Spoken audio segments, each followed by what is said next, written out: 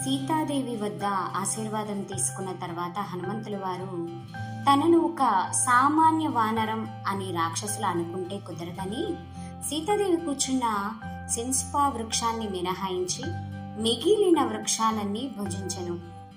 అట్లాగే అక్కడ యుద్ధంకు వచ్చిన 80,000 మంది రాక్షసుల్ని కేవలం తన చేతులతో పిడికిటి గుద్దులతో గాలిలోకి విసిరి నేల మీద పడవేసి అందరినీ వధించేశారు హనుమంతుల వారు.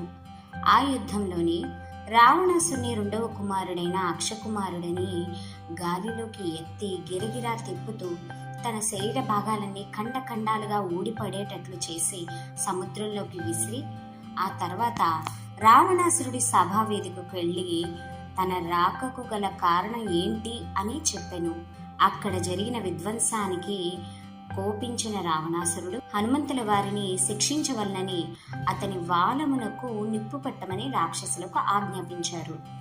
రాక్షసులందరూ ఆంజనేయ స్వామిని పురవీధి మధ్యలో నిల్చోపెట్టి వాళ్ళ గృహంలోని పాత వస్త్రాలన్నీ తీసుకొచ్చి హనుమంతుల వారి తోకకు చుట్టి నూనె పూసి తోకకు నిప్పంటించారు. ఆ విధంగా హనుమంతుల వారికి ఆపద కలిగిందని పరిచారికల వల్ల తెలుసుకున్న సీతామాత అగ్నిహోత్రుణ్ణి ధ్యానించి ఆంజనేయుడికి వేడి సెగ కూడా తగలకూడదని ప్రార్థించింది. ఆ మాటలు విని శాంతించిన అగ్నిదేవుడు మారుతి వాలముపై శీతల పవనము వలె అగ్ని మారినది. అంతట యోధుడైన ఆంజనేయుడు తనకు ఇంత ఉపకరించిన అగ్నిదేవుడికి ప్రీతి చేయాలని తలచి స్వర్ణాలంకారంగా ఉన్న నగరాన్ని మొత్తం సమూలంగా దహనం కావించాడు.